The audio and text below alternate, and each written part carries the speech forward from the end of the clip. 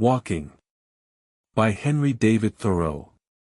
I wish to speak a word for nature, for absolute freedom and wildness, as contrasted with a freedom and culture merely civil, to regard man as an inhabitant, or a part and parcel of nature, rather than a member of society. I wish to make an extreme statement, if so I may make an emphatic one, for there are enough champions of civilization, the minister and the school committee in every one of you will take care of that.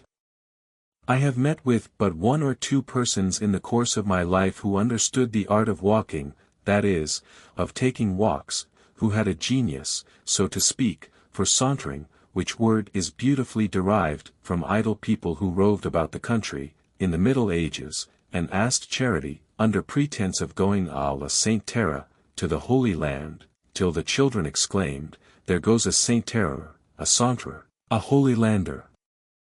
They who never go to the Holy Land in their walks, as they pretend, are indeed mere idlers and vagabonds, but they who do go there are saunterers in the good sense, such as I mean. Some, however, would derive the word from sans terra without land or a home, which, therefore, in the good sense, will mean, having no particular home, but equally at home everywhere. For this is the secret of successful sauntering. He who sits still in a house all the time may be the greatest vagrant of all, but the saunterer, in the good sense, is no more vagrant than the meandering river, which is all the while sedulously seeking the shortest course to the sea. But I prefer the first, which, indeed, is the most probable derivation. For every walk is a sort of crusade, preached by some Peter the Hermit in us, to go forth and reconquer this holy land from the hands of the infidels. It is true, we are but faint-hearted crusaders, even the walkers, nowadays, who undertake no persevering, never-ending enterprises. Our expeditions are but tours, and come round again at evening to the old hearthside from which we set out. Half the walk is but retracing our steps. We should go forth on the shortest walk, perchance, in the spirit of undying adventure, never to return, prepared to send back our embalmed hearts only as relics to our desolate kingdoms. If you are ready to leave father and mother, and brother and sister, and wife and child and friends, and never see them again, if you have paid your debts, and made your will, and settled all your affairs, and are a free man, then you are ready for a walk. To come down to my own experience, my companion and I, for I sometimes have a companion, take pleasure in fancying ourselves knights of a new, or rather an old, order, not equestrians or chevaliers, not ridders or riders, but walkers, a still more ancient and honorable class, I trust. The chivalric and heroic spirit which once belonged to the rider seems now to reside in, or perchance to have subsided into, the walker, not the knight, but walker errant. He is a sort of fourth estate, outside of church and state and people. We have felt that we almost alone hereabouts practice this noble art, though, to tell the truth, at least if their own assertions are to be received, most of my townsmen would fain walk sometimes, as I do, but they cannot. No wealth can buy the requisite leisure, freedom, and independence which are the capital in this profession. It comes only by the grace of God. It requires a direct dispensation from heaven to become a walker. You must be born into the family of the walkers. Ambulator nascitur, non fit. Some of my townsmen, it is true, can remember and have described to me some walks which they took 10 years ago, in which they were so blessed as to lose themselves for half an hour in the woods, but I know very well that they have confined themselves to the highway ever since, whatever pretensions they may make to belong to this select class. No doubt they were elevated for a moment as by the reminiscence of a previous state of existence, when even they were foresters and outlaws. When he came to Green Wood, in a merry morninge, there he heard the note small of birds merry singinge. It is foray gone, said Robin, that I was last here. Me list a lightel for to shoot at the dawn dear. I think that I cannot preserve my health and spirits, unless I spend 4 hours a day at least, and it is commonly more than that, sauntering through the woods and over the hills and fields, absolutely free from all worldly engagements. You may safely say, a penny for your thoughts, or £1,000. When sometimes I am reminded that the mechanics and shopkeepers stay in their shops not only all the forenoon, but all the afternoon too, sitting with crossed legs, so many of them, as if the legs were made to sit upon, and not to stand or walk upon, I think that they deserve some credit for not having all committed suicide long ago. I, who cannot stay in my chamber for a single day without acquiring some rust, and when sometimes I have stolen forth for a walk at the 11th hour, or 4 o'clock in the afternoon, too late to redeem the day, when the shades of night were already beginning to be mingled with the daylight, have felt as if I had committed some sin to be atoned for, I confess that I am astonished at the power of endurance, to say nothing of the moral insensibility, of my neighbors who confine themselves to shops and offices the whole day for weeks and months, aye, and years almost together. I know not what manner of stuff they are of, sitting there now at 3 o'clock in the afternoon, as if it were 3 o'clock in the morning. Bonaparte may talk of the 3 o'clock in the morning courage, but it is nothing to the courage which can sit down cheerfully at this hour in the afternoon over against one's self whom you have known all the morning, to starve out a garrison to whom you are bound by such strong ties of sympathy. I wonder that about this time, or say between 4 and 5 o'clock in the afternoon, too late for the morning papers and too early for the evening ones, there is not a general explosion heard up and down the street, scattering a legion of antiquated and house-bred notions and whims to the four winds for an airing, and so the evil cure itself. How womankind, who are confined to the house still more than men, stand it I do not know, but I have ground to suspect that most of them do not stand it at all.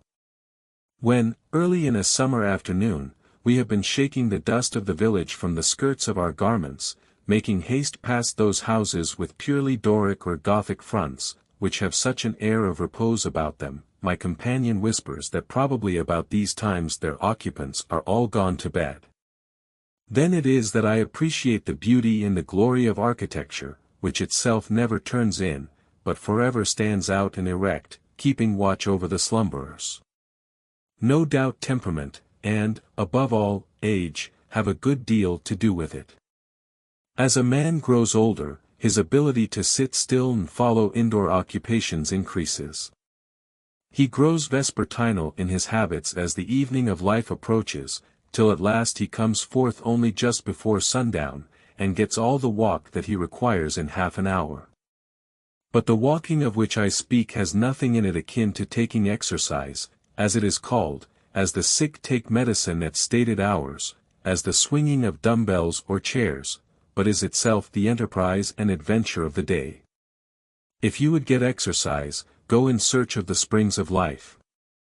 Think of a man swinging dumbbells for his health, when those springs are bubbling up in far-off pastures unsought by him.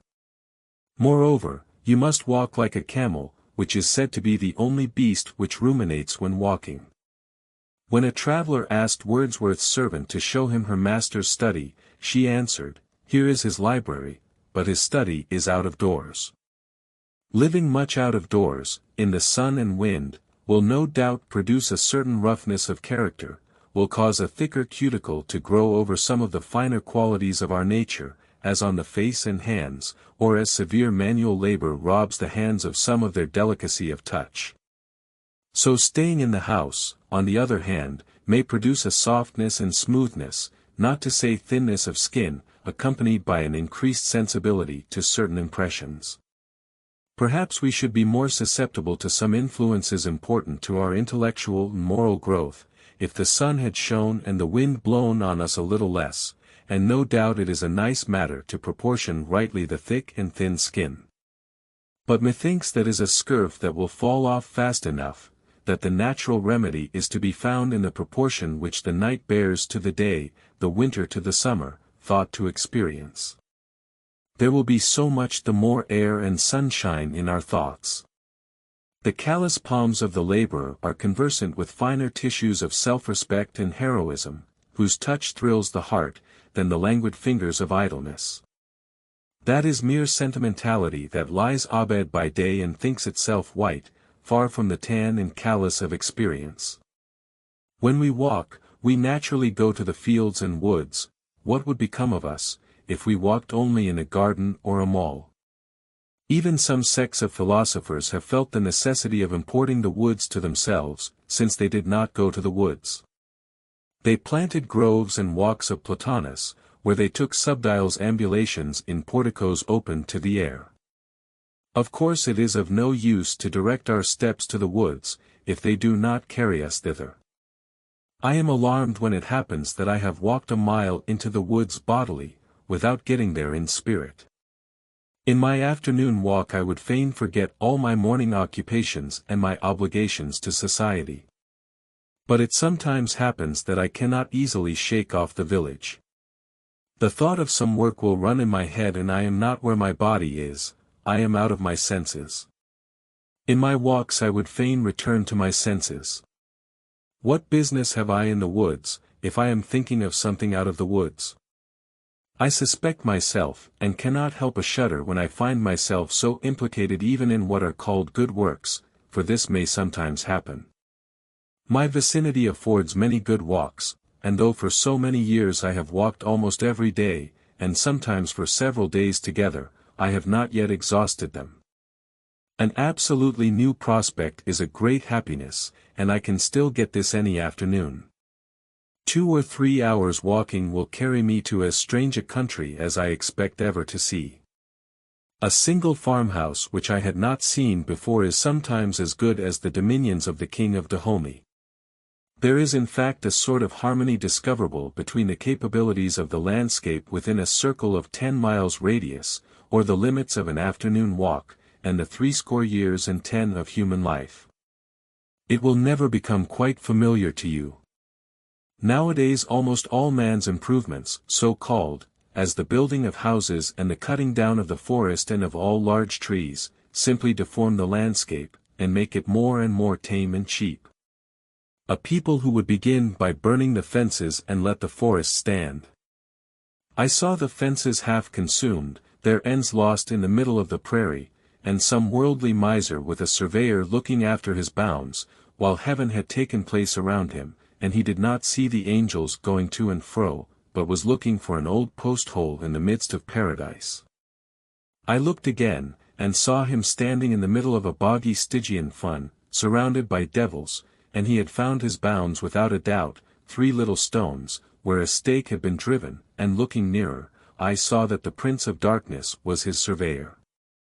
I can easily walk 10, 15, 20, any number of miles, commencing at my own door, without going by any house, without crossing a road except where the fox and the mink do, first along by the river, and then the brook, and then the meadow and the woodside. There are square miles in my vicinity which have no inhabitant. From many a hill I can see civilization and the abodes of man afar. The farmers and their works are scarcely more obvious than woodchucks and their burrows. Man and his affairs, church and state and school, trade and commerce, and manufactures and agriculture, even politics, the most alarming of them all, I am pleased to see how little space they occupy in the landscape. Politics is but a narrow field, and that still narrower highway yonder leads to it. I sometimes direct the traveler thither. If you would go to the political world, follow the great road, follow that marketman, keep his dust in your eyes, and it will lead you straight to it, for it, too, has its place merely, and does not occupy all space. I pass from it as from a bean field into the forest, and it is forgotten. In 1/2 hour I can walk off to some portion of the earth's surface where a man does not stand from one year's end to another, and there, consequently, politics are not, for they are but as the cigar smoke of a man. The village is the place to which the roads tend, a sort of expansion of the highway, as a lake of a river. It is the body of which roads are the arms and legs, a trivial or quadrivial place, the thoroughfare and ordinary of travelers. The word is from the Latin villa, which together with via, way, or more anciently ved and vella, vero derives from viho, to carry, because the villa is the place to and from which things are carried. They who got their living by teaming were said velaturum facere. Hence, too, the Latin word vilis and vile, also villain. This suggests what kind of degeneracy villagers are liable to. They are wayworn by the travel that goes by and over them, without traveling themselves. Some do not walk at all, others walk in the highways, a few walk across lots. Roads are made for horses and men of business. I do not travel in them much, comparatively, because I am not in a hurry to get to any tavern or grocery or livery stable or depot to which they lead. I am a good horse to travel, but not from choice a roadster. The landscape painter uses the figures of men to mark a road. He would not make that use of my figure. I walk out into a nature such as the old prophets and poets, Menu, Moses, Homer, Chaucer, walked in. You may name it America, but it is not America, neither Americus Vespucius, nor Columbus, nor the rest were the discoverers of it. There is a truer amount of it in mythology than in any history of America, so called, that I have seen. However, there are a few old roads that may be trodden with profit, as if they led somewhere now that they are nearly discontinued. There is the old Marlborough Road, which does not go to Marlborough now, methinks, unless that is Marlborough where it carries me. I am the bolder to speak of it here, because I presume that there are one or two such roads in every town. The old Marlborough Road. Where they once dug for money, but never found any. Where sometimes Marshall Miles, Singly Files, and Elijah Wood. I fear for no good. No other man. Save Elisha Dugan. O man of wild habits. Partridges and rabbits. Who hast no cares. Only to set snares. Who liv'st all alone. Close to the bone. And where life is sweetest. Constantly eatest. When the spring stirs my blood. With the instinct to travel. I can get enough gravel. On the old Marlborough Road. Nobody repairs it. For nobody wears it. It is a living way. As the Christians say. Not many there be. Who enter therein. Only the guests of the Irishman Quinn. What is it, what is it? But a direction out there. And the bare possibility of going somewhere. Great guide boards of stone. But travelers none. Cenotaphs of the towns. Named on their crowns. It is worth going to see. Where you might be. What king did the thing? I am still wondering. Set up how or when.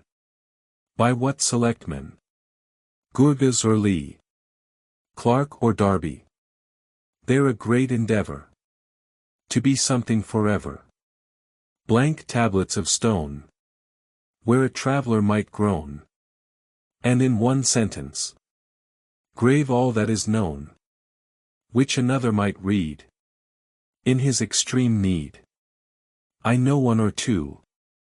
Lines that would do. Literature that might stand. All over the land. Which a man could remember. Till next December. And read again in the spring. After the thawing. If with fancy unfurled. You leave your abode. You may go round the world. By the old Marlborough Road.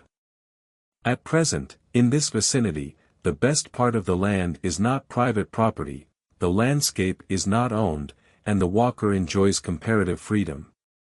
But possibly the day will come when it will be partitioned off into so-called pleasure grounds, in which a few will take a narrow and exclusive pleasure only, when fences shall be multiplied, and man-traps and other engines invented to confine men to the public road, and walking over the surface of God's earth shall be construed to mean trespassing on some gentleman's grounds.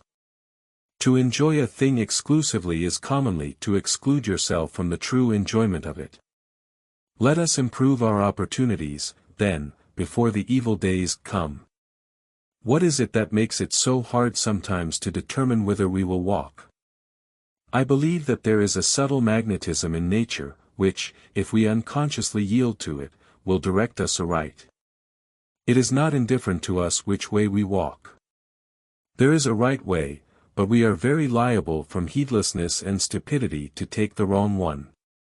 We would fain take that walk, never yet taken by us through this actual world, which is perfectly symbolical of the path which we love to travel in the interior and ideal world, and sometimes, no doubt, we find it difficult to choose our direction, because it does not yet exist distinctly in our idea. When I go out of the house for a walk, uncertain as yet whither I will bend my steps, and submit myself to my instinct to decide for me, I find, strange and whimsical as it may seem, that I finally and inevitably settle southwest, toward some particular wood or meadow or deserted pasture or hill in that direction. My needle is slow to settle, varies a few degrees, and does not always point due southwest, it is true, and it has good authority for this variation, but it always settles between west and south-southwest. The future lies that way to me, and the earth seems more unexhausted and richer on that side. The outline which would bound my walks would be, not a circle, but a parabola, or rather like one of those cometary orbits which have been thought to be non-returning curves, in this case opening westward, in which my house occupies the place of the sun.